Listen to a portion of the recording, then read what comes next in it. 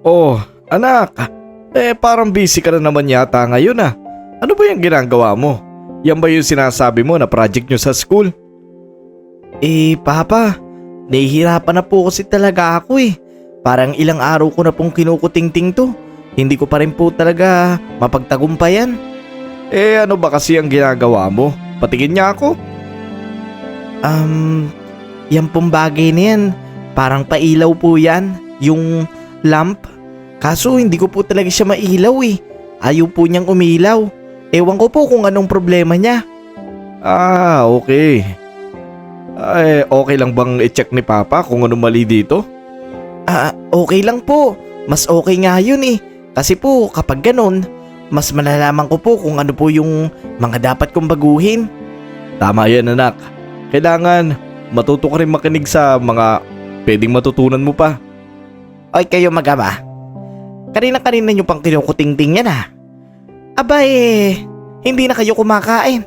Kumain muna kayo doon at naghanda na ako ng pagkain para sa inyo. Ay, saglit ka lang mahal. Tutulungan ko lang itong anak natin. Tinan mo, medyo na-stress siya dahil dito sa ginagawa niyang lamp na ito. Ano ba ito anak? Invention mo ba ito? Ang totoo po niyan, may pinagayahan lang po ako niyan. Hindi ko naman po yan invention. Pero hindi ko po talaga mapagana. Ayaw niya po umilaw. Teka lang ha, titingnan ko lang na maayos. Okay, alam ko na kung anong mali dito anak. Mali yung pagkukonect mo ng mga kuryente. Kasi yung positive at positive hindi natin pwedeng pagkunikin. Yung positive at negative dapat. Positive at negative po? Oo anak, tingnan mo, gagana to. Wow, umilaw nga po. Ang galing mo po papa. Sabi ko naman sa iyo anak, hindi ba? Madali lang naman talagang gawin nito. Ang kailangan mo lang, aralin at matutunan mo mga fundamentals. Yung mga madadali lang. Kapag natutunan mo yun, magagawa mo nang gawin kung ano man ang gusto mong gawin. Hindi ba't ayos na ang invention mo? Saan ba ito? Ang totoo po niyan, sa project po namin sa science. Ipapakita po namin yan sa teacher. Okay, magaling yun. At saka natutuwa ako sa iyo dahil kahit papano, nagkakameron ka din ng interes sa mga ganitong bagay. Hindi mo na itatanong nung bata pa lang si Papa. Ganito din ang gustong gusto kong kutingtingin. At kahit naman ngayon, nakikita mo, tumatanggap ako ng mga ginagawang rep, mga TV, para kahit papano kumita tayo. Kaso nga lang minsan, kinakapos din. Kaya kailangan nating humanap ng ibang trabaho. Kaya nga po papa, salamat po ah. Oo naman, wala yun. Mr. Dagit at sa inyo mga kadagit ay maraming salamat po dahil muli ay nabasa ninyo ang aking kwento. Alam ko na sa lahat ng mga kwentong nabasa nyo na, ang lahat ng mga kwento ay nagbigay sa inyo ng aral, motibasyon at inspirasyon.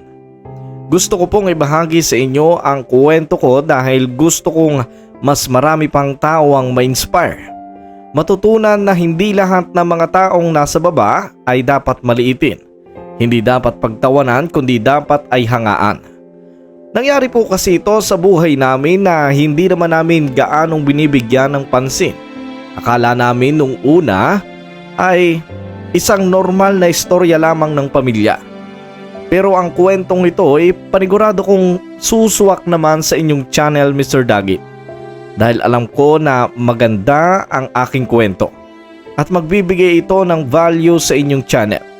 At napili ko rin po ang inyong channel dahil alam kong ito ang channel na magaling at magandang magbigay at mag-deliver ng mga bawat istorya. Maraming salamat po sa pagbasa ng aking kwento at simulan na natin. Ako po si Ferd.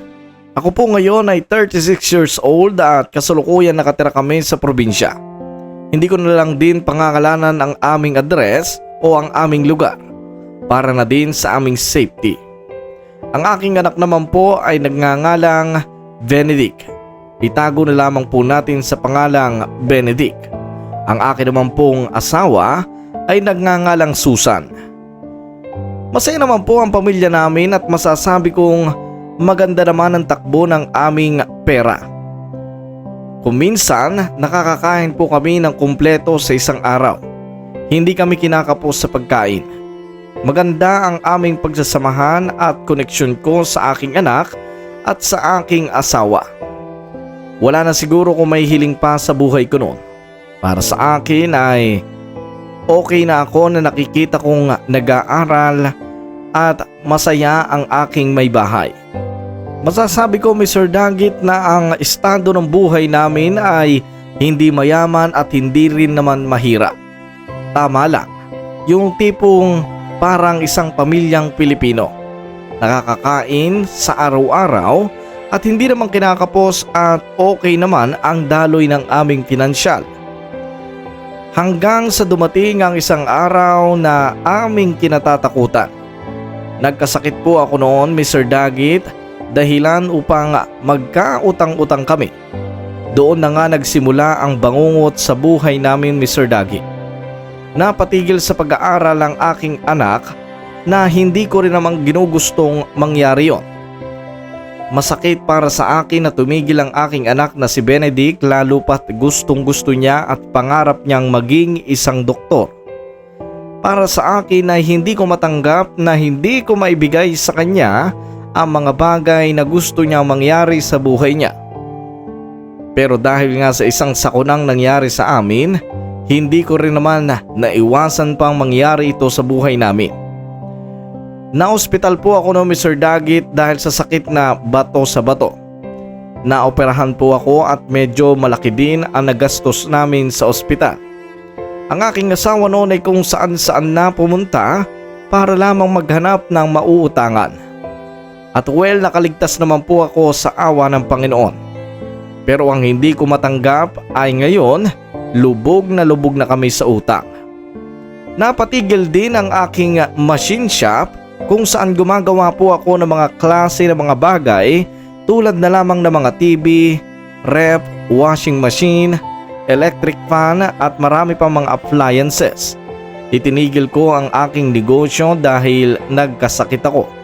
At wala na rin po akong maipuhunan. Sobrang nawala sa akin ang lahat, Mr. Dagit. Sa isang iglap ay para ba akong pinitik ng Panginoon at sinabing, bibigyan kita ng pagsubok sa buhay. Tinanggap ko na rin naman ang nangyari sa amin at nagpatuloy lang kami sa buhay. Ano bang itong nangyayari sa atin? Hindi ko na alam kung ano pang sasabihin ko kay Aling Shena. Lagi na lang siyang nangungulit sa akin tungkol doon sa utang natin. Alam naman niya na wala pa naman talaga akong trabaho sa ngayon. Napatigil din yung business natin, yung machine shop. Sa totoo lang sobrang stress na din ako. Hindi ko na rin alam kung saan ako pupunta. Pero sana man lang, kahit konting palugit man lang, bigyan nila tayo. Ilang beses ko rin sinabi kay Aling Shena, pero hindi siya nakikinig. Matagal niya na daw tayong binibigyan ng palugit at kailangan din daw niya para sa karinderya niya. Mama, Papa. Anak, gising ka pa pala. Tumulog ka na dun. Ayos lang po ba kayo? Anak, ayos lang naman. Pinag-uusapan lang namin yung mga naging utang namin, kung paano babayaran. Ma, Pa, alam ko po, pagod na po kayo sa buhay. Alam ko po na hirap na po kayo. Nandito lang po lagi ako sa likod nyo. Ayos lang po kung napatigil po ako sa pag-aaral. Gagamitin ko po ito na parang pahinga lang.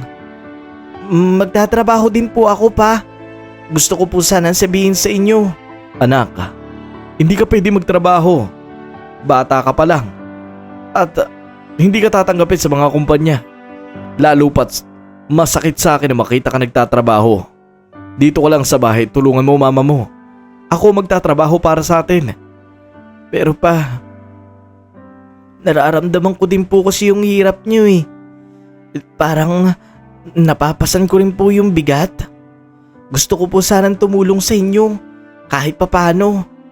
Anak, siguro yung may tutulong mo na lang sa akin eh. Yung pasayahin yung mama mo dito. maglaro kayo dito. Huwag niyong isipin yung problema. Akong bahala doon. Bilang padre de pamilya ninyo, kailangang ako ang dumiskarte para makaahon tayo sa hirap na ito. Alam ko na pagsubok lang ng Panginoon ang lahat ng ito. Para saan pa tumatanggap tayo ng biyaya sa Panginoon kung hindi naman natin kayang tumanggap ng problema? Kung hindi naman natin kayang tumanggap ng mga pasakit? Kung kaya nating tumanggap ng biyaya, dapat handa rin tayong tumanggap ng lahat ng problema. Tandaan nyo yan. Kaya bukas sa bukas, hayaan nyo. Magpapasama ako doon sa kumpare ko. Panigurado naman ako na sasamahan niya ako. At maghahanap kami ng trabaho kahit saan. Ayos lang kahit mahirap. Ang mahalaga, makakain tayo at makabayad tayo kahit papano dyan sa mga naninigil sa atin. Pa, hanggang kailan po tayo magiging ganito? Hirap na din po ako eh. Anak, patawarin mo ko kung hanggang ngayon hirap na hirap pa rin tayo. Hindi tayo mayaman. Hindi tayo katulad ng iba na kapag nagkasakit, may pagagamot lang at parang wala nangyari. Malaking dagok ang nangyari sa akin dito sa pamilya natin. Ipagpasalamat na lang natin na nabuhay pa ako. Alam ko po pa, makakaahon tayo. Yan ang gusto ko sa'yo, Benedict. Lagi mong isipin, makakaahon tayo. At makakabalik ka sa pag-aaral mo. Kakaunawaan ba tayo? Nagkakaunawaan, mahal. Tama ka dyan, mahal. Halika kayo, payakap ako. Siguro ang ginto na lamang na natitira sa akin at kayamanang meron ako ay ang aking pamilya. Na kahit gaanong kahirap ang pagdaanan namin ay hindi kami naghihiwa-hiwalay. Hindi kami nagdadala ng problema. Alam ko, Mr. Daggett, na lahat ng ito ay pagsubok lamang sa akin o mga stepping stone. Alam ko na mas marami pang pangarap ang gusto kong matupad. At siguro ito na ang panahon para patunayan ko ang sarili ko sa pamilya ko. Na bilang isang padre de pamilya, kaya kong gampanan kung anuman ang aking sinumpaan. Oh, pare! Maagang maaga ka ngayon ah. Kamusta naman sa inyo? Ayos naman, may nakakain pa. Ayos naman pare. Sa totoo lang, hinaawa na rin ako sa mag-ina ko. Dahil dito sa nangyari sa akin, nagkang leche-leche na tong buhay namin eh. Ayun na nga pare. Sa totoo lang pre, dapat nga lang maghanap na tayo ng trabaho. Saka, balang araw naman kapag nakapag-ipon-ipon ka, mabubuksan mo na ulit yung machine shop mo. Yun na nga pare ang sinasabi ko. Yung machine shop ko kasi nakasarado hanggang ngayon. Wala pa naman akong pampuhunan kaya kailangan ko muna magtrabaho. Tama yan pre. Basta maghahanap tayo ng trabaho ngayon. Hindi tayo uuwi na wala tayong mahahanap ng trabaho. Nang araw na yun, Mr. Daggett, ay kung saan-saan po ako nagpunta para lamang makapaghanap ng trabaho. Sobrang obsessed na ako na makapaghanap noon dahil nauubusan na rin kami ng budget sa bahay. At panigurado kung makahanap man ako ng trabaho ay isang buwan pa bago ako makasahod. Kaya naman sobrang daming pumapasok sa isip ko. Hindi ko alam kung paano magagampanan ang bawat gastusin sa bahay. Kung minsan iniisip ko na lang na isuko na ang buhay ko. Pero hindi ko yun ginawa. Alang-alang sa aking mag-ina. Iniisip ko na paano na lamang sila kung mawawala ako. At saka kaya nga kami nagkandaleche-leche ay dahil nagkasakit ako. Okay lang na maghirap kami basta mabuhay ako, tapos ang naiisip ko ay tapusin ang buhay ko. Hindi ba't napaka-selfish na lang ng nasa isip ko. Nakakita naman kami ng isang restaurant noon na may nakalagay na hiring. Kaya naman agad kaming kumonsulta doon at kinausap ang guard. Agad naman kaming pinapasok nito at pagpasok nga namin doon, maraming mga kumakain doon. Sa masasabi kong Mr. Daggett, ang restaurant na yon ay medyo mataas ang value. Hindi basta-bastang restaurant. Nakita ko kasi na maraming mayayaman ang kumakain doon. Pero ang isa sa nagpa-disappoint sa akin ni Sir Dagit ay ang mga taong tinitingnan kami na para ba kaming mga basura naglalakad sa harap nila. Diring-diri silang lahat sa amin. Pero kahit ganoon, nagpatuloy pa rin kami pumunta sa opisina ng restaurant na yon. Binaliwala na lang namin ang mga tao nangungutya sa amin na kainan daw yon at ang dudungis daw namin. Masakit para sa aming magkumpare na marinig yon. Sa naaalala ko naman, Mr. Dagit, hindi naman ako pumunta doon na ako ay madumi. Hindi lang talaga maganda ang naging suot namin pagpunta namin doon. Yung mga nandoon kasi ay puro mga mamahaling damit ang suot. Kumpara sa amin na t-shirt lamang at isang pantalon. Pagpunta nga namin ng kanilang opisina ay nandoon ang isang lalaki. Oh, kayong dalawa. Anong nais nyo?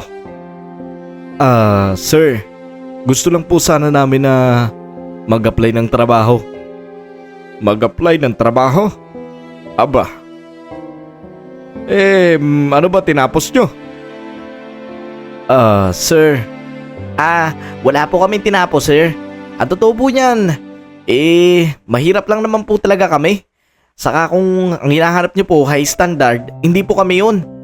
Pre, teka lang. Dahan-dahan ka lang. Para yatang medyo matalim yung mga bunganga mo. Hindi pa ako nagsasalita dito, tinatanong ko pa lamang kayo. Kasi po, kung tingnan nyo kami, para kami mga basura. Aba, paano ka babagay dito sa restaurant namin kung ganyan ka magsalita? Hindi, sir. Ayaw ko lang talaga na ginaganyan kami. Kung ayaw nyo kami tanggapin, ayos lang. Wala naman ako sinabing hindi ko kayo tatanggapin, hindi ba? Nag-a-apply pa nga lang kayo, hindi ba? Ba't ganyan na agad kayo magsalita? Sir, pagpasensyahan nyo na po yung tropa ko. Ang totoo po niyan nadadala lang po talaga siya ng emosyon niya. Kakawala lang po kasi ng trabaho niyan. Sir, doon po sa tanong nyo, hindi po kami nakapagtapos at mahirap lang po talaga kami. Kami po yung mga typical na Pilipino na naghahanap lang ng trabaho. Kahit minimum, ayos na po sa amin. Alam mo, sa totoo lang, ayaw ko ng mga madudumi dito sa restaurant ko. Pwede ko kayong tanggapin kung hindi kayo nakapag-aaral. Pero kung ganyan lagi kayong kadungis, hindi ko na kayo tatanggapin. Ayos lang yun. Wala kaming pake sa'yo. Tara na, pre. Teka lang. Tara na, pre. Hindi tayo nababagay dito. Umalis na tayo dito. Doon ko nakita ang realidad sa labas ng mundo, Mr. Dagit. Marami mga tao pala ang mapanghusga. Marami mga tao pala ang titingnan ka sa panglabas na anyo mo. Wala naman po kaming police record o hindi naman kami nakulong dati. Hindi rin po kami nanakitang kapwa o kahit hindi rin naman po kami nandura. Pero kung sabihan nila kami na madugyot ay hindi ko po matanggap. Dahil para sa akin, Mr. Dagit, ginagawa ko naman ang best ko para ipakita na karapat-dapat ako sa trabahong yon. Nauwi na lamang po kami sa isang construction site kung saan doon mas okay at mas swak ang aming mga kasuotan. Siguro ay naisip namin noon na baka dito tanggapin kami. Dahil hindi naman natin maitatanggi na ang mga pumapasok din dito ay yung mga tipikal lamang din na Pilipino. Natanggap po agad kami sa construction site kung saan doon binigyan na agad kami ng schedule kung kailan kami magsisimula. Binigyan na rin kami ng aming pwesto kung saan kami magtatrabaho kapag nagsimula na kami. Naging masaya naman po kami noon nang umalis kami doon sa construction site. Ang kaso nga lang ay medyo may kababaan ang sahod doon. Hindi ko na lamang din po papangalanan ang kumpanyang yon para na din sa kanilang privacy. Pero sobra po kami nadismaya dahil mababa ang sahod. Kahit ganoon ay kinagat na lamang po ng aming kumpare kung ano man ang ibinigay sa amin. Dahil saan pa ba kami pupunta? Hindi naman namin alam kung may tatanggap pa sa amin.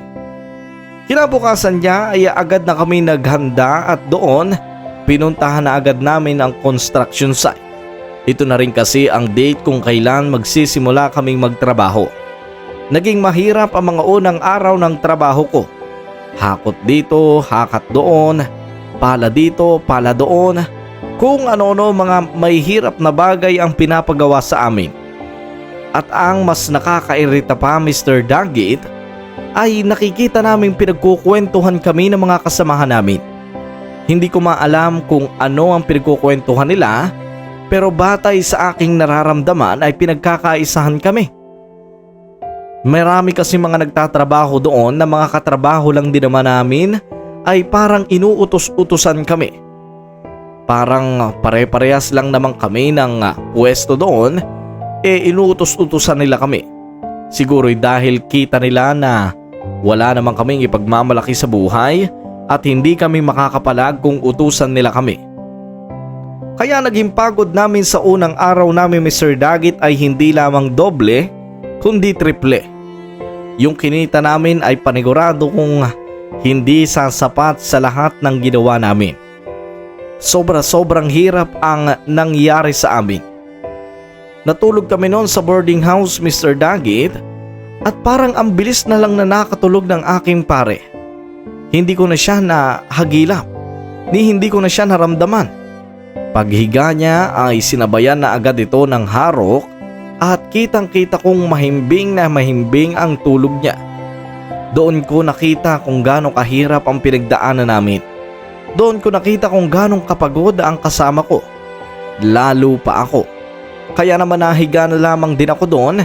Nag-text sa asawa ko na natuloy ang trabaho namin at sinabi kong magpapadala ako sa kabilang buwan. Lumipas ang isang buwan, Mr. Daggett, at halos hindi na namin kayanin ang trabaho namin doon. Napapaisip na kami na maghanap ng bagong trabaho. Kaya naman kapag wala kaming pasok ay nag-iikot-ikot kami doon sa palengke kung saan pwede kaming pumasok ng makapag-iba kami ng trabaho. Yung hindi ganito. Para kasi talaga, Mr. Daggett, na sobrang mauutas kami sa trabaho. Sobrang sakit na nga ng katawan namin palagi at napapansin din namin ang mabilis na pagpayat namin. Hindi dahil sa kakulangan ng pagkain, kung hindi dahil sa pagod na nararanasan namin. Alam naming may mali sa kumpanyang yon. At hindi naman ang kumpanya ang may mali, kundi ang mga katrabaho namin na nang mamaliit sa amin. Kaya naman isang gabi ay nag-inuman muna kami ng aking kumpare para kahit papaano ay mawala-wala naman ang pagod na nararamdaman namin. Alam mo pre, sa totoo lang, yung mga tao dito sa mundo, wala na silang ginawa kundi pagbintangan tayo sa lahat ng kasalanan ng mundo. Parang lahat tayo yung may kasalanan. Alam mo yun, lagi tayong minamaliit. Parang ang tingin nila sa atin, mga langgam na lang eh. Mga basura. Alam mo, ramdam ko din yan pre. Sa totoo lang nahihirapan na din ako sa buhay. Kung hindi lang dahil sa asawa at anak ko, hindi ko to titiisin eh. Pero dahil mas kailangan nila ako ngayon, mas kailangan ko din magtrabaho, magbanat ng buto. Sa totoo lang, hirap na din ako sa buhay pero hindi ko pinapahalata pre. Ang masakit lang, mahirap na nga ang buhay, mas pinapahirapan pa tayo ng mga taong may ganid sa katawan. Doon namin nilabas lahat ng rant at lahat ng sama ng loob namin. Lahat, Mr. Daggett. Kaya nakatulong din ang kahit papaano ay post namin sa aming trabaho. Makalipas lamang ang 3 buwan, Mr. Daggett, ay sobrang namayat na po ako. Kaya naman ng araw na yon gusto ko na magpaalam. Pero hindi ko alam, Mr. Daggett, kung paano ako magpapaalam sa aming boss. Hindi ko alam kung saan ako pupulutin kung sakaling mawala ang trabahong ito para sa akin. Alam ko kasi na wala akong ipapalit na ibang trabaho. At alam ko na kung aalis ako dito ay hindi ko sure kung may tatanggap pa sa akin. Pero dahil buo na ang loob ko, Mr. Dagit, na umalis sa kumpanyang yon, ay ginawa na nga namin ng aking kaibigan. Doon ay nagpaalam na nga kami na kami ay aalis na. Maraming mga katrabaho namin noon ang galit na galit sa amin. Nakatingin sila sa amin habang kami ay nagsusumite ng resignation letter. Lahat sila ay nakahabol ang tingin sa amin. Nang papalabas na kami sa gate ng construction site na yon, may isang humabol sa amin. Sa natatandaan namin ay kasabay namin ito na nagbigay din ng kanyang letter kung saan siya ay magre-resign na din. Bigla siyang humabol sa amin, Mr. Dagit, nung kami ay papalabas na ng gate. Hindi namin alam kung bakit, pero sa nakikita namin ay hindi naman masama ang pakay niya. Nakahanda na nga ako noon, Mr. Dagit, kung sakali man na may gawin siya sa amin. Uy, kayong dalawa! Bakit mo kami sinusundan? Oo nga, bakit mo kami sinusundan? Ang totoo yan, nag-resign na din ako doon sa kumpanya.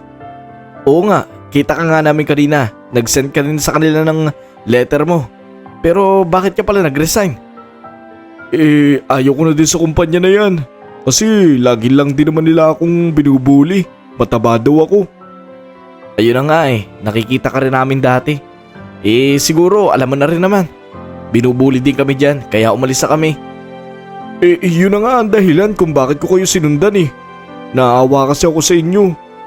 Lagi na lang kayong pinagkakaisa ng mga kasama natin. Naawa? Bakit mo naman kami kinakaawaan? At saka, anong pakay mo? Ang pakay lang sana. Gusto ko sana kayong tulungan. Ano na maitutulong mo sa amin? Diba? Wala naman kayong ibang papasukan ng trabaho. Alam ko yan kasi naghahanap lang din naman kayo dati ng trabaho, hindi ba? Wala na nga kami papasukan na ibang trabaho. Babalik na sana kami sa probinsya. At saka, hirap na rin naman kasi kami sa trabaho dyan Ang hirap ng trabaho at saka lagi pa kami pinagkakaisa ng mga kasamahan natin. Alam mo naman yan. Pero kung tutulungan mo kami, ano bang tulong yun? Gusto ko lang sana kayong isama dun sa papasukan kong bagong kumpanya. Ang totoo niyan, mabait yung boss dun. Yung boss dun, kaibigan ko. Kaya sabi niya, kung meron daw akong may sasama, isama ko na daw. Kasi kulang pa daw siya sa tao. Gusto ko kasing kayo na lang dalawa yung isama ko. Sigurado ba yan, pre? Kami yung dalawa, isasama mo? Salamat kung ganun. Gusto ko nga talaga kayong isama at tulungan. Kasi nga, naaawa ako sa inyo. Dahil palagi na lang kayong pinagkakaisahan. At alam ko na nahihirapan na rin kayo maghanap ng trabaho. Kung ganun, kaibigan ka pala namin. Maraming salamat sa'yo. Saka saan ba yung kumpanya na yan? Yung kumpanya kasi na yun, naggagawa sila ng mga appliances. Para siyang isang factory. Factory. Pre, ayos nga yun. Pero magkano naman kaya ang sahod doon? Mas malaki ang sahod doon kaysa dito sa construction site. Hindi kasi minimum ang pinapasahod doon. Lalo pa kapag mas maganda yung posisyon mo. Kaya kung gusto nyo at G kayo, sasamahan ko kayo doon. Kasi doon ako mag-a-apply ngayon. Yung may-ari nun, kaibigan ko. At sabi niya magsama daw ako ng kahit ilan. Basta doon daw magtatrabaho. Sige, simula ngayon, sasama kami sa iyo. Dalhin mo kami doon. G kami. Oo nga, G kami dyan. Doon nga, Mr. Dagit, ay sobrang saya naming magkaibigan. Sumama sa amin sa boarding house ang matabang lalaki na yon na hindi pa namin noon masyadong kilala. Nagpakilala siya bilang si Vugi. Yun daw ang kanyang pangalan. At sinabi niya na awang-awa daw siya sa amin dahil sa pinaggagawa ng mga kasamahan namin. Nalaman din namin, Mr. Dagit, na yung iba palang mga kasamahan namin ipinapagawa sa amin ang kanilang trabaho. Kaya mas lalong uminit ang dugo namin. Pero hindi kami nagtanim ng sama ng loob. Sumama siya sa aming boarding house, Mr. Dagit, at doon ay pinaliwanag niya kung paano kami makakapag-apply. Mas maganda nga, Mr. Dagit, ang factory na yun dahil doon kamay lang ang gagalaw. Aayusin mo lang ang mga bawat bagay na aayusin mo at ganun lang ang magiging trabaho mo sa factory na yon. Bukod pa doon ay mas malaki ang sahod at hindi kami basta-basta maaano dahil iginarantiya niya na ang kanyang boss ang bahala kung sakaling maano kami doon. Kaya naman Mr. Daggett, sobrang saya namin magkaibigan. Ang totoo niyan ay naging kaibigan na rin namin si Boogie. Medyo may katabaan niya Mr. Daggett si Boogie kaya laman siya palagi ng pambubuli. Pero kahit ganoon, kitang-kita rin namin sa mata niya ang determinasyon na lumaban sa buhay at maghanap ng trabaho at magtrabaho para sa pamilya. Nung araw ngang yun Mr. Daggett, medyo miss na miss ko na din ang aking pamilya. Kaya naman may natira pa ako nung kahit kaunting pera sa aking bulsa at yon ang ginamit ko Mr. Daggett para makauwi saglit sa pamilya ko. Pati rin ang aking kaibigan ay nakauwi din saglit sa pamilya niya. Pero sa hindi ko inaasahan sa pag-uwi ko sa pamilya ko, isang balita pala ang bubungad sa akin na magpapagimbal sa akin at lalong dadagok sa buhay namin. Mahal, andito na ako. Mahal, mabuti naman umuwi ka. May balita sana ako sa'yo. Oh, mahal, kakadating-dating ko lang at sama na agad ang mukha mo. Ano ba nangyari? Papa, andito ka na po pala. Namiss po kita. Oh, kamusta na Benedict? Namiss ko itong anak ko siya nga pala. O ito, meron akong pasalubong sa'yo. Pagkain at saka konting candy. Salamat po Papa. Namiss po kita. Oo siya, sige na. Pumasok ka na doon at may pag-uusapan kami ng mama mo. Mahal. Ano ba yun mahal? Kakadating-dating ko lang, ganyan agad ang bungad mo sa akin. Hindi mo kasi naiintindihan mahal. Tumawag na yung nirerentahan natin ang bahay na to. Matagal na daw tayong hindi nakakabayad. Pinapalayas na tayo. Buti na lang at umuwi ka. Kasi ngayon na daw kami paalisin. Ihanda ko na nga mga gamit namin ni Benedict. Ano? Pinapaalis na tayo? Paano nangyaring paalisin tayo? Parang nakabayad naman. Hindi mahal. Hindi tayo nakabayad. Pinapaalis na nila tayo. Alam mo naman yan, hindi ba? Noon pa bago ka umalis. Napasdyo na tayo.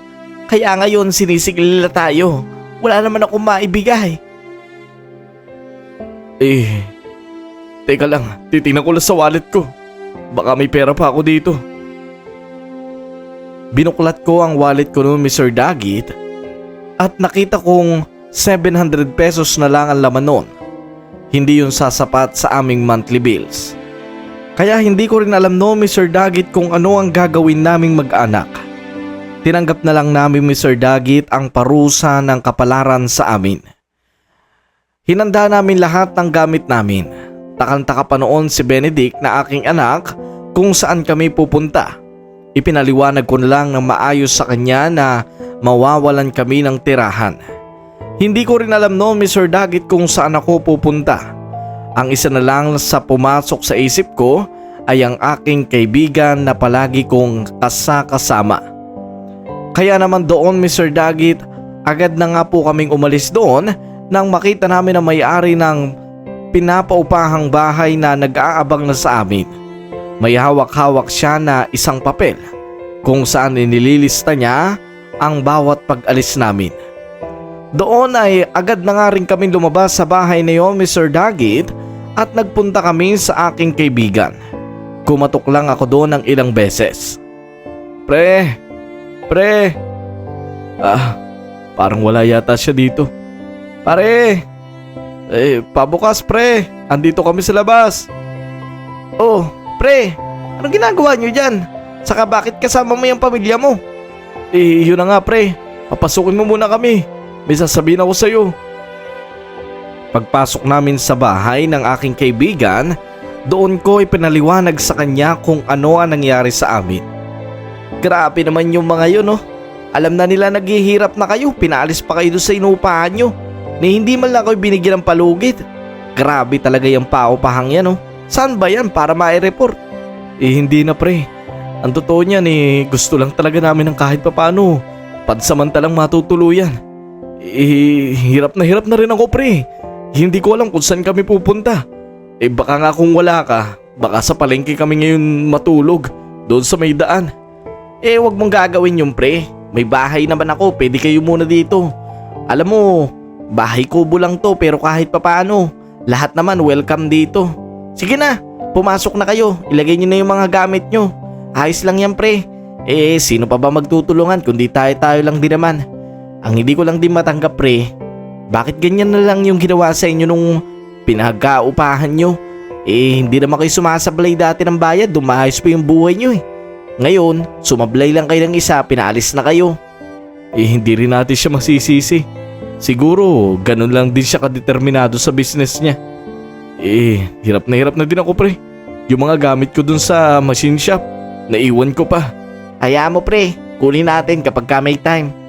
Kaya nga pare, maraming salamat sa iyo ha. Kahit pa paano meron kami matutuluyan. Kahit sa sahig na lang kami matulog, okay na yun.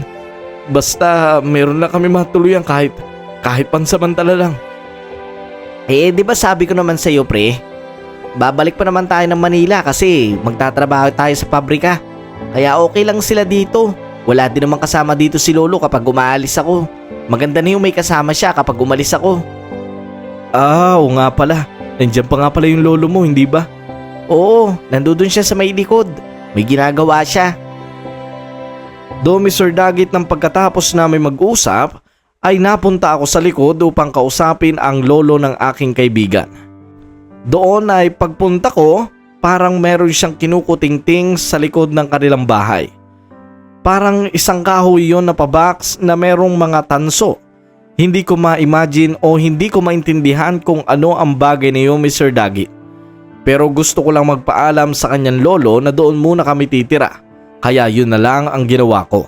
Hindi ko na pinakalman kung ano pa ang ginagawa niya doon. Magandang araw po, lolo. Ay, magandang araw naman. Ay, ikaw pala yung kaibigan ng aking anak, ano? Opo, ako nga po yung kaibigan ng apo nyo. Sa totoo lang po, napalayas po kami sa inuupahan namin. Gusto lang po namin kahit papano, kahit saglit. Dito lang po muna kami saglit. Hindi rin po namin kasi alam kung saan kami pupunta sana po pagbigyan nyo po kami, kahit ilang araw lang po. Ay, wala namang problema sa akin. At saka, ayos lang naman sa amin dahil wala din naman kaming kasama dito. Ay magaling na yung magkakasama tayo dito. At saka kung hindi pa kayo kumakain may pagkain dyan. Maraming salamat po lolo. Tiningnan ko lang ulit ang ginagawa niya. Tinitigan ko itong maigi. Mr. Dagit, hindi naman po sa pagmamayabang pero ang trabaho ko po talaga noon ay electrician. Yun po kasi talaga ang business ko. Gumagawa ako ng mga kahit anong bagay na idinadala sa akin ng mga tao. Pero ngayon, sa nakikita ko sa harapan ko ay para itong isang inbensyon na hindi ko maintindihan kung para saan. Gusto kong tanungin ang matanda kung ano yon pero hindi ko magawa. Hindi ko maitanong dahil ayaw kong lumabas na para akong isang tsismoso. Nakikitira na lamang ay kung ano-ano pa ang itatanong. Alam ko na importante sa matanda ang bagay niyo. Lalo na makita ko kung paano niya punasan ng kahoy noon at alagang-alaga niya ito. Pero hindi ko talaga magets kung para saan yon. Pre. Oh, ano yun? May ideya ka na ba sa ginagawa ng lolo mo? Yung parang imbensyon? Nandun sa may likod ng bahay nyo? Yung parang mukhang generator? Oo pre, mukha siyang generator Ang kaso mo pre, iba yung nasa loob niya Parang, ewan, hindi ko talaga maintindihan. Para siyang mga kahoy, tanso, may mga lubid, may gas pa nga Hindi ko alam kung ano yun Ano ba yun? Motor ba yun? Makinarya? Ano yun? Pre, sa totoo lang, matagal ko na rin tinatanong kay lolo yan. Hindi naman siya sumasagot sa akin. Sinasabi niya lang sa akin, secret daw. Ewan ko ba dyan kay lolo? Nakakapag-secret pa. Lagi ko naman nakikita yan si lolo. lagi matamlay. Alam mo kung bakit? Oh, bakit daw? Lagi naman daw palpak yung ginagawa niyang yun. Hindi pa niya yan napapagana simula noon. Lagi niyang kinukutingting. Ewan ko dyan. Ibig sabihin hindi pa tapos yun? Matagal niya nang ginagawa yan, pre. Hindi pa rin tapos hanggang ngayon. Ewan ko ba dyan? O ito, magkape ka. Nai-stress na naman ako eh. Alam mo, noong nakaraang araw, pinagtawanan siya ng mga tao ah. Bakit siya pinagtawanan? Kinuwento niya sa akin, pre. Pumunta ba naman doon sa may gitna ng may court dyan sa atin? Nagyayabang. Sabi niya, bubuksan niya daw yung inbensyon niya. Nung binuksan niya, aba umusok. Ayun, sumabog. Nagtawanan yung mga tao. Ewan ko kung paano ano bang gagawin niya doon para gumana yun. Pero hindi ko rin alam kung para saan yun eh. Yun na nga yung pinagtataka ko eh. Gusto ko itanong sa lolo mo kanina kasi, syempre pre, hindi naman sa pagmamayabang, di ba? Electrician din ako at meron din naman akong kahit papanong alam sa mga ganan. Ang kaso nga lang, yung invention niya hindi ko talaga maintindihan eh. Alam mo, delikado yun eh. Dapat pinagsasabihan mo yung lolo mo. Mamaya masabugan niya siya sa mukha nun. Sigurado durog yung mukha ng lolo mo. Ewan ko ba dyan? Ilang beses ko na yung pinagsabihan, pre. Palagi nga pumuputok yan eh. Minsan, nagugulat na lang ako. Minsan tulog ako. Biglang sasabog yung makinarya na yun. Ewan ko ba dyan kay lolo? Ayaw niyang tigilan yan. Mr. Dagit, oo at tama po ang sinabi ng kaibigan ko. Palagi ngang kinukutingting na matanda na yon ang hindi ko maintindihang makinarya na yon. Palagi niya itong tinitingnan at inaalagaan. Kuminsan, dinadala niya ito sa loob ng kubo at doon ginagawa. Meron din siya mga tools noon, Mr. Dagit. Hindi naman ako nagtatanong kung ano yon. Sinusuri ko lang at pinagmamasdang maigi at pinag-aaralan ko kung para saan ang bagay na yon.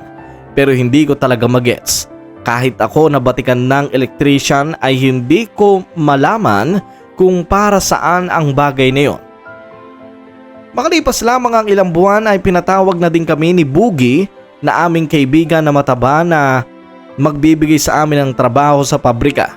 Tinawagan niya kami na ngayon daw magsisimula ang trabaho namin. Kaya naman agad-agad na nga kaming nagbihis at nagbiyahe paluwas ng Maynila. Nagpaalam naman ako sa aking mag-ina at lalong-lalo na sa aking anak na si Benedict. Habang nandoon ako sa bus ay nag-usap kami ng aking kaibigan. Pre, kailan kaya makakabalik yung stable income ko? Alam mo yun, yung katulad dati. Wala akong pinaproblema sa pera. Napag-aaral ko si Benedict. Ay, ang hirap pala maging padre de pamilya. Sa totoo lang, sobrang stress na ako eh. Nape-pressure na ako sa buhay ko. Isipin mo, ang ganda ng buhay namin dati. Yung anak ko, napag-aaral ko. Hindi kami sumasablay ng bayad sa upa. At syempre, lagi kami pera sa bulsa. Meron kami nakakain araw-araw. Hindi kami nakakapagkain nun ng sardinas, pre. Sa totoo lang ha, lagi kaming gulay, prutas, karne, manok. Masaya. Pero ngayon, tinan mo ako. Kung hindi pa ako lumuwas sa Maynila, hindi ba? Hindi ako magkakapera. Kaya naniniwala ako, pre. Iba talaga kapag piniti ka ng Diyos eh. Iba talaga kapag yung Diyos yung nagbigay ng problema sa'yo. Ramdam na ramdam mo talaga hanggang buto eh. Kaya nga, pre, ipanalangin mo na lang sa Panginoon na sana lang bumalik ulit yung pera mo. Yung kung paano ka mamuhay nun. Kahit hindi na marami, basta yung sapat lang. Kasi alam ko, pre, lahat na nangyayaring to sa buhay natin, pagsubok lamang to. Pagsubok lamang to, pre. Kaya wag ka masyadong ma-stress. Wag ka masyadong ma-pressure. Enjoy mo lang yung buhay. Hindi naman natin madadala yung yaman sa hukay eh. Kaya okay lang yan. Kung mahirap tayo at kung mamamatay tayo mahirap, wala yung problema. Pero ayaw kong makita na maghirap din yung anak ko eh. Kaya kahit gaano kahirap yung trabaho, papasukin ko. Nakarating nga ang bus namin kung saan ibinigay na location ni Bugi. Doon ay sumalubong naman sa amin si Bugi. Masaya siya noon at kinamayan pa kami. Kaibigan na rin po namin si Bugi, Mr. Dagit. At sa totoo lang ay natutuwa talaga ako sa kanya dahil sa kanyang kabutihan ng puso. Totoo din naman ang pinangako niya sa amin, Mr. Dagit. Dahil pagpasok namin sa pabrika ay nagulat na lang kami na kami pala ay empleyado na din doon. Kaya nagsimula na agad ang trabaho namin. Si Bugi na pala ang nag-aayos ng lahat ng papeles namin at siya na rin ang nagpasok sa amin doon. Kaya naman mas lalong tumibay ang tiwala namin kay Bugi. At totoo, Mr. Dagit, siya ang hulog ng langit sa amin. Dahil noon, hindi namin alam kung saan kami hahanap ng trabaho kapag katapos naming mag-resign sa construction site. Ngayon, Mr. Dagit, ay nagtrabaho nga kami sa pabrika na yon. Pagkatapos ng araw na yon, hindi katulad sa construction site na sobrang pagod namin dati dahil dito sa bago naming trabaho ay konti lamang ang pagod namin. Nakakapagtawanan pa nga kami noon ng aking kaibigan. Kasabay naming umuwi palagi si Bugi at masayang masaya kaming lahat. Na makauwi nga kami sa aming boarding house ay gabi na noon. Nakaupo lamang ako noon sa may bintana. Iniisip ko ang aking pamilya. Tumingin ako sa mga bituin noon, Mr. Dagit. At sa tansyang layong iyon, naisip ko na mas maririnig ako ng Panginoon kung mananalangin ako sa Kanya ng ganitong kalapit. Panginoon ko, nawa po mas gumaan yung buhay ko. Tinanggap ko po lahat ng problemang ibinigay niyo sa akin. Nagkasakit ako, lumubog kami sa utang, ngayon nawalan kami ng bahay. Napatigil sa pag-aaral ang anak ko. At siguro, Panginoon, siguro napatunayan ko na sa inyo kung gaano akong katapat sa inyo at katapat ang pananampalataya ko. Hanggang ngayon, Panginoon, naniniwala pa rin ako na balang araw magiging mas maayos ang buhay namin. Naniniwala ako na balang araw makakapagtapos ng pag-aaral ang aking anak na si Benedict. Panginoon, kayo na po ang bahala. Kayo na po ang bahalang dumiskarte kung paano ko tutulungan ang matandang yon at pati na rin ang kaibigan ko para ibalik sa kanila ang kabutihang ginawa nila sa amin sa pagpapatuloy nila sa kanilang tahanan. Alam ko na hindi lahat ng tao ay kayang gawin yon. Kaya't kayo na po ang gumawa ng paraan kung paano ko maibibalik sa kanilang kabutihang ibinigay nila sa akin. Alam kong wala akong ibibigay na pera sa kanila dahil hindi naman ako mayaman. Pero sa inyong kapangyarihan, naniniwala po akong maibabalik ko ang biyayang ibinigay sa akin ng kaibigan ko at ng kanyang lolo. Kaya kayo na po sana ang bahala, Panginoon. Alam ko pong naririnig niyo ako. At naniniwala ako sa inyo.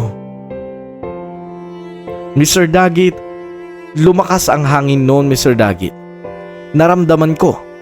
Malamig at pumasok yon sa loob ng aking kwarto. Doon ko naramdaman na parang may kakaiba sa dasal kong yun. Hindi ko ma-explain, Mr. Dagit, pero ang sarap sa feeling.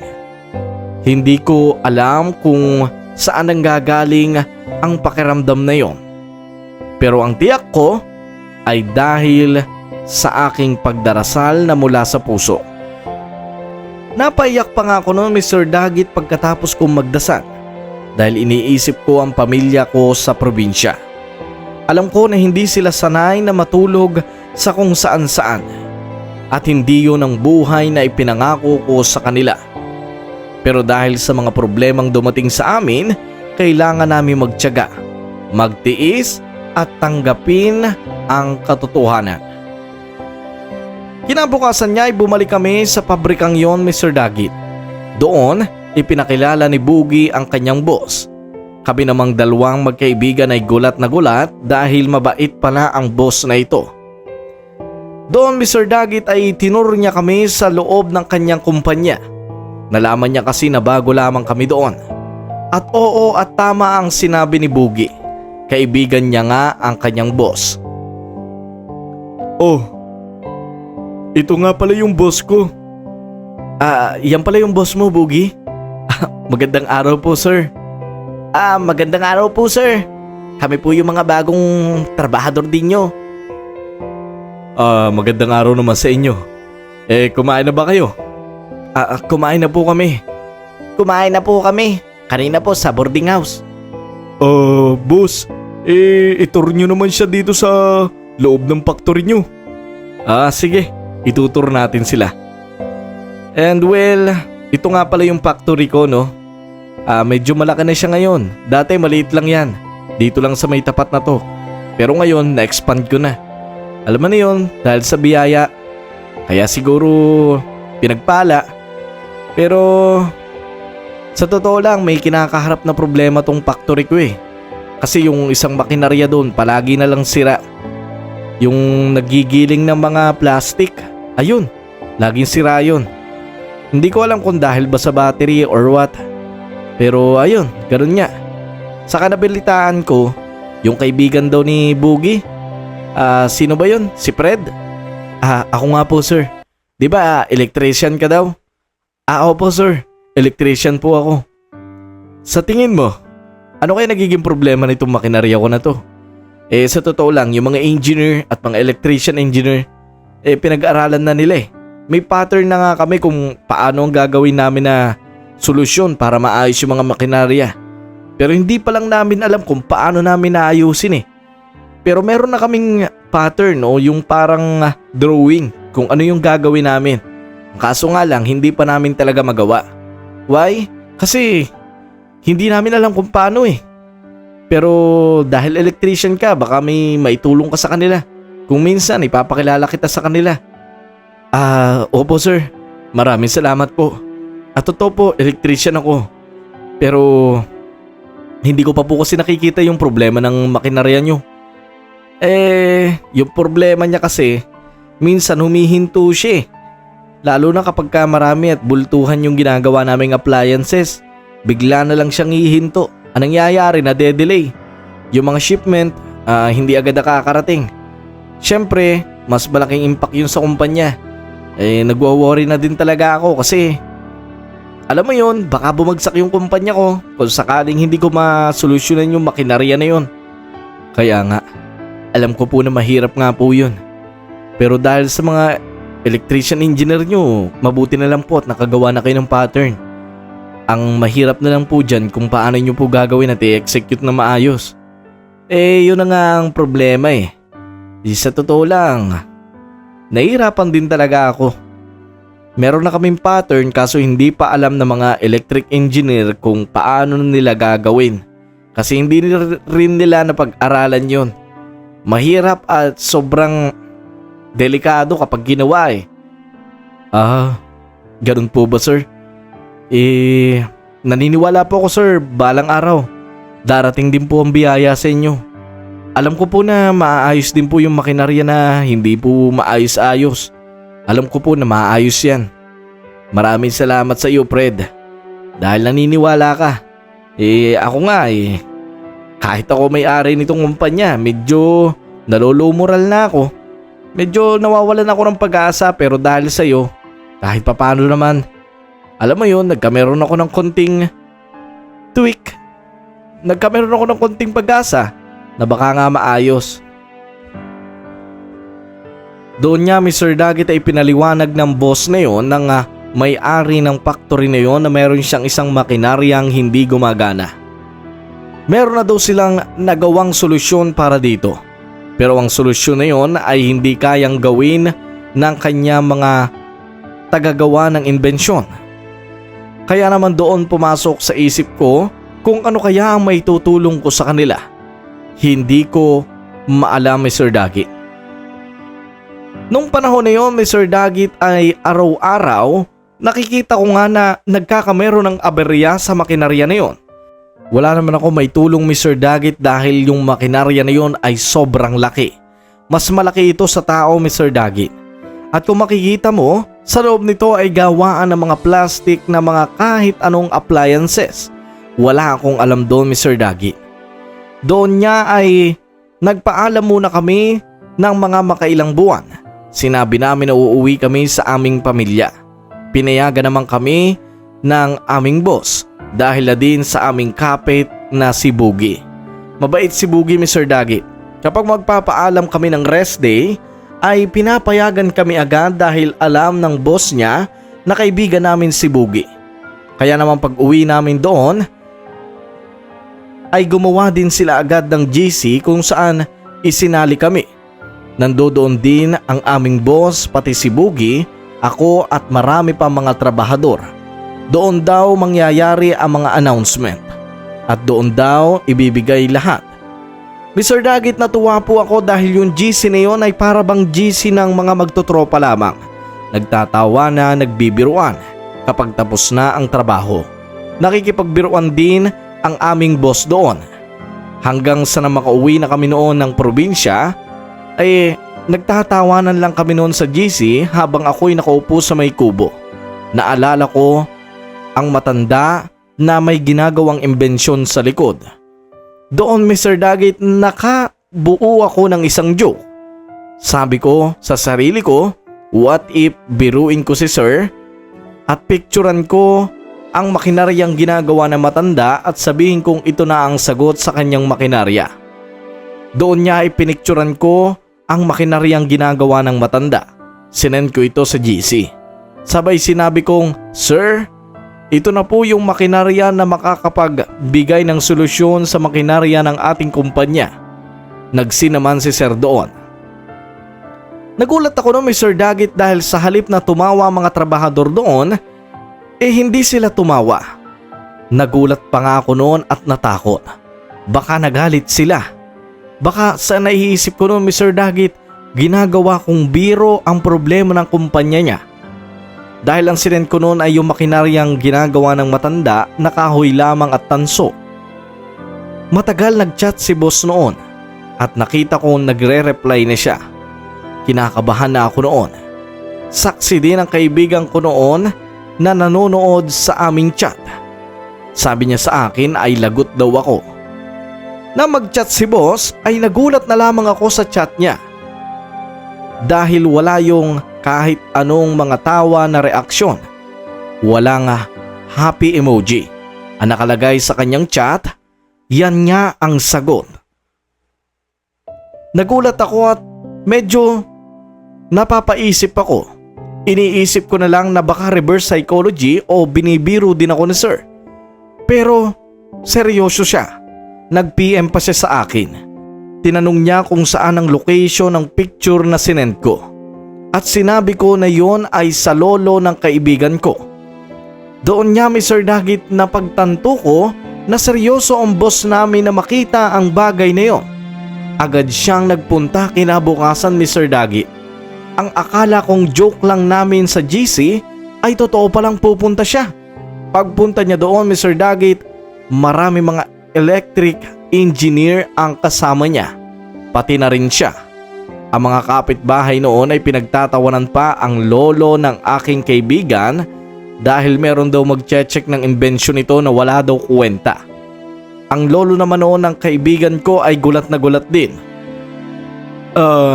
Nandito po ba si Fred at saka yung kaibigan niya? Ay, sino po kayo? Ako po yung boss nila. Napunta po ako dito dahil sa sinentiyang picture. Ito po, saan po ba ito? Teka lang, bakit may picture kayo ng makinarya ko? Sa inyo po ba ito? Sa akin nga yan. Sinend po kasi ito sa aming GC. Nagbibiro lang po sana si Fred nun. Pero ang totoo po niyan, kailangan po namin ng makinaryang ito. Kaya makikipag-negotiate po kami sa inyo. Ano? Hindi ko maintindihan. Fred, may naghahanap sa inyo dito. Lumabas nga kami doon at nakita namin ang boss namin. Gulat na gulat kami noon, Mr. Dagit. Ewan ko ba? Parang panaginip ang nangyayari. Boss, bakit po kayo nandito? Pasensya na po, kakagising ko lang po. Nasa na ba yung makinarya? Yung makinarya, ituro mo. Seryoso po kayo, boss? Gusto niyo makita yung makinarya? Oo, gusto ko makita yung makinarya. Doon ay tinuro nga ng matanda at kami sa likod ng bahay niya. I-check naman ito ng mga engineer doon. May mga electrician na nag-check at nakita ko na sumang-ayon sila at tumatango sila. Masayang masaya silang lahat. Magaling boss. Ito nga yung hinahanap natin. Magandang ideyang ito. Di ba? Sabi ko na sa inyo eh. Ayos yung makinarya na yan. Ay, teka lang po. Ano po bang meron sa makinarya? Ito po ba'y imbensyon nyo? Invention ko nga po yan. Isa po ba itong battery? Isa po yung battery na gumagamit ng wireless electric. Matagal ko nang binubuo yan. Pero hanggang ngayon medyo may konti pa rin na kailangang ayusin. Pero gumagana po yan. Kung ganun napakahenyo nyo po, Lolo. Sobrang henyo nyo po. Dahil ito ang makakatulong sa kumpanya ko. Kahit magkano po, bigyan nyo po ako. Bigyan nyo po ako ng offer. Bibilhin ko po ang bagay na ito. Ano? Bibilhin mo yan? Katuwaan ko lang yan eh. Saka, matagal ko na talagang kinukuting-ting yan. Doon ko na na-realize, Mr. Dagit. Na-realize ko na may kwenta pala ang binubuong imbensyon ng matanda. Doon ko na-realize na ang bagay na yun pala ay makakatulong sa kumpanya ng aming boss. Tuwang-tuwa pa ang boss namin noon dahil ngayon daw ay nadiskubre niya na kung ano ang makakatulong sa kumpanya niya. Sige na po, ibenta niyo na po ito sa akin. Magandang ideya nito. May short circuit. At nakikita ko na wireless ang pagpapadala ng electric. Ito ang kailangan ng makinarya para hindi ito huminto sa gitna ng operasyon. Ito ang kailangan ng kumpanya ko kaya please, ibenta niyo po ito sa akin. Kahit magkano bibiling ko, kahit milyon. Sa sinabing yon ng aming boss, Mr. Dagit, nalaglag ang panga ng lahat. Dahil ang kahoy na may mga tanso at may mga wire, mabebenta pala ng milyon. Nagulat na lamang kaming lahat ng totoo ang sinasabi ng boss namin. Nakailang balik siya sa bahay namin para ligawan ang lolo ng kaibigan ko para ibenta ang kanyang imbensyon. Kinausap din naman namin ang lolo ng kaibigan ko at sinabi namin sa kanya na yun na ang magpapabago ng buhay nila. Kaya nasa sa kanya kung ibebenta niya o hindi. Nang magtagal-tagal, Mr. Dagit, ay napagdesisyonan niya din naman na ibenta na lang yon. At doon niya ay ibinenta niya ang kanyang imbensyon. Lahat ng tao doon ay humanga. Lahat sila'y nakanganga. Ang mga dating tumatawa, ngayon ay lumalapit na. Parang mga kamag-anak na nalipasan ng panahon. Mga nagpapakilalang mga dating tumulong kay lolo. Palakasan sila ngayon. Lahat sila parang mga anghel. Nabenta nga ang imbensyon ng lolo ng kaibigan ko sa humigit kumulang 3.7 milyon pesos. At dahil sa nangyaring yon, naging mayaman ang lolo niya at nadala kaming lahat. Binigyan nila kami ng 1 milyon para kami ay makapagsimula uli. Kaya ay pinagpapasalamat ko ng sobra. Nang magtagal ang panahon, Mr. Dagit, meron na kaming kanya-kanyang buhay na marangya. Meron na kaming kanya-kanyang buhay na masaya. Doon na lang ulit ako napatingin sa bintana ng aking bahay na 2nd floor at tumingin sa langit. Na mga panahong yun, Mr. Dagit, nakapag-aaral na po ang aking anak at malapit na pong makapagtapos. Tumingin ako sa langit at muling nanalangin. Doon ko naalala ang panalangin ko noon. Sinabi ko, Diyos na ang bahala kung paano ko maibabalik ang tulong ko sa maglolo. At siguro'y dahil sa birong yun sa GC, kaya nagsimula ang lahat ng iyon. Sa kumpanya naman ng aming boss, Mr. Dagit, ay nakatulong nga ang makinarya na yon. Marami lang silang binago dito. Imbis na kahoy ay ginawa nila itong bakal. mas lalo nilang in-upgrade kung ano man na nakikita nila dito. Doon na lang namin napagtanto, Mr. Dagit, na gumawa pala ang matanda ng isang henyong battery. Isang supersonic battery na kaya magpagana ng mas malalaking makina na hindi gumagamit ng gas at gumagamit lamang ito ng araw para ito ay muli mag-charge. Doon na namin sobrang hinangaan ng matanda at nakilala pa nga siya bilang the greatest inventor sa aming lugar. Kaya naman, Mr. Dagit, hindi lahat na nakikita natin na dapat pagtawanan ay dapat nating kutsain. Hindi lahat ng mga bagay na nakakatawa ay dapat nating tawanan.